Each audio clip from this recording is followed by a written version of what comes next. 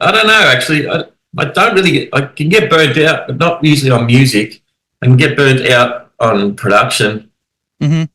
Music's a sort of, I'll just pick up a guitar and like write a song. It's like, it feels easy, like feels natural. It's almost like a therapy Mm-hmm. every time I do it. But production and trying to get something to sound like Her Halo's a great sounding album. I mean, I produced it, but Jacob Hansen, who's like one of the best in the world, mixed it. It's a great sounding album. So Mm-hmm. part of me was like, this has got to sound somewhere in that ballpark. It's got to, Yeah. and we did that with a label, a pretty big label, and that.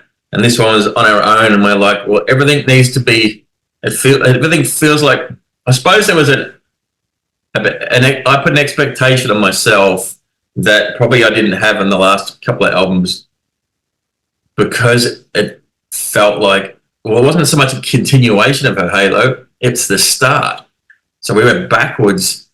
So that's why we brought Dave Holly, the keyboard player, back in, because even the sounds that he uses, I mean, me and Chris wrote a fair bit of the keys as well, but that's what we do when we write songs. But Dave has some actually older sounds, like older sort of Dream Theater-y or Wake sort of sounds, and we don't use those sounds. We haven't used them since Her Halo. So even having those keys, and he's playing the bits of piano and that in the song, made it feel like Her Halo. And also, like, not that it was really much part of the promotion and stuff, that we hired the drummer from Her Halo, which was Dean Kennedy. He actually played on Esoteric as well. Mm-hmm. And he joined after Anadonia, so we're old friends, to do the drums on the album, to try to capture the sound of Her Halo, but with brand new songs and not trying to copy the songwriting. So that Standing Ovation, I can't remember if that was one of the first, it might have been one of the first songs. I knew instantly, I'm like, this feels right. It feels like, part of this story. I didn't want it to be disconnected. I suppose that's the hardest thing about Eli, was trying to make it its own album, that if you've never heard the band before and you just put Eli on, it's like, oh, this is cool, I like this or I don't like this, whatever. You don't have to hear Her Halo or Sorella to make any sense of them. Mm-hmm. But so there's a lot going on in my head other than just even the songwriting. The actual song, A Wonderful Fall from Grace, is my favorite too. But it was the hardest song by far. I had almost probably, I don't know, nearly 20 minutes of music in a Pro Tools session, and I was trying to make sense of this song. I kind of wanted it to feel a little bit, I don't know, like Moulin Rouge or something, like a little bit, I don't know what you call it,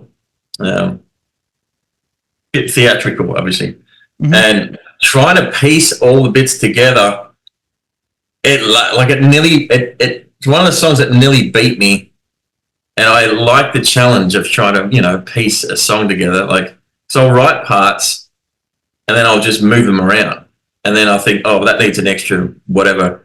But this long song, I edited it probably 20 times. I'm like, oh, this is just doing my head in. And then one day I come back and just went chop, chop, chop, chop, and sort of pushed it back together and went, oh, this makes sense now. And the song had this sort of, but I wanted it to feel like you don't really know what's coming next as well, without boring the listener.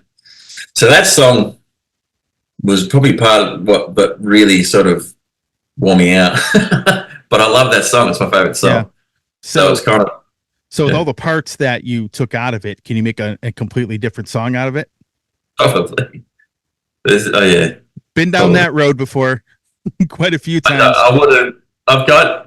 What's funny is I've got like folders of other songs that are like 15 minutes long and stuff that we could release them as Teramaze songs, but I just don't think they're good enough. Or I don't know what it is. Like, I've got so much music that I usually just like writing brand new stuff.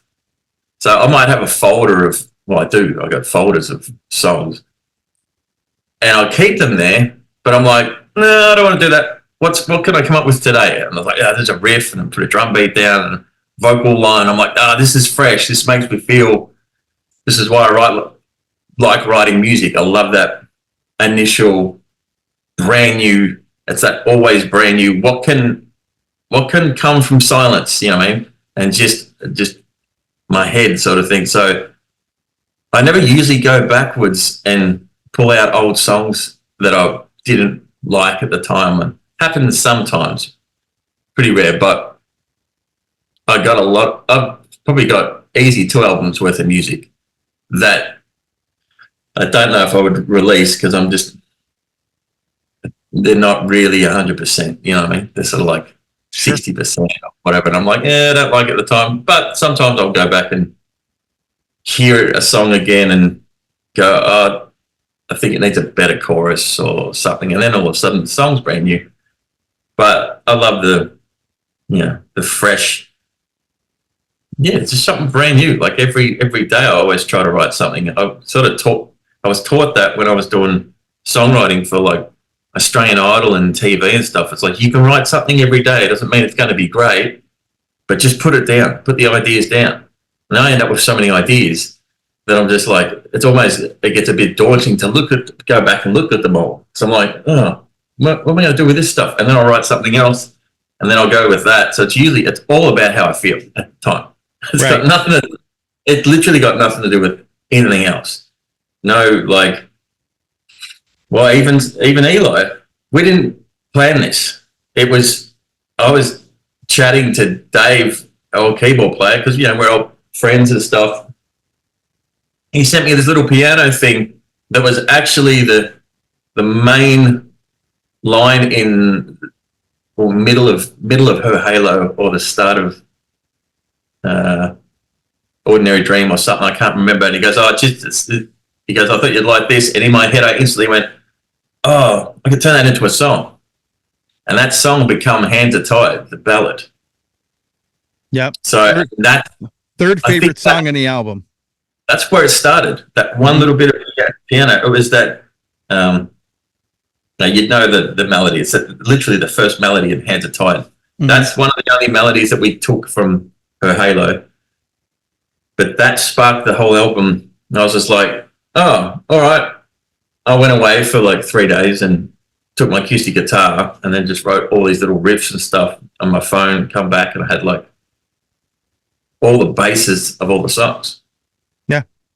Just sparked from that one little idea. That happens a lot in the band. Like, so I don't know what your question was. I've just lost it. The funny thing is the last 3 songs on this album are my favorite ones. It's like as you get into it, I think the record gets better. And those last 3 songs are like awesome. But the funny thing is, when you listen to the album and you're listening to the songs, like I would never want them to be the first 3. Like they fit in that order where they should be. Not saying the rest of the album isn't all that great, but what I'm saying is that they just fit so well together. They just flow together. And I remember when I first listened to this, when I first heard the promo for this record, and I'm listening to it and kind of going through it, there's always a moment, if there's an album that you like, you kind of just sort of stop what you're doing. Because when I'm listening to stuff, I'm either driving or, I'm doing something else. And maybe I'm editing photos, whatever I'm doing. And I remember when Standing Ovation came on, and I started listening to it, and then I immediately kind of stopped to pay attention. And then I paid attention to the last 3 tracks, Hands Are Tied, and obviously, the title track. And those 3 were just like, they flowed so well. And I think as an album, and, I kind of, like I said, as an album, I think the way that you have this thing, the way it flows, I think is great, in all honesty. But definitely, I think definitely you hit a home run on this, as we say here. Thanks. Even if you were going to almost delete it. Yeah, it's a weird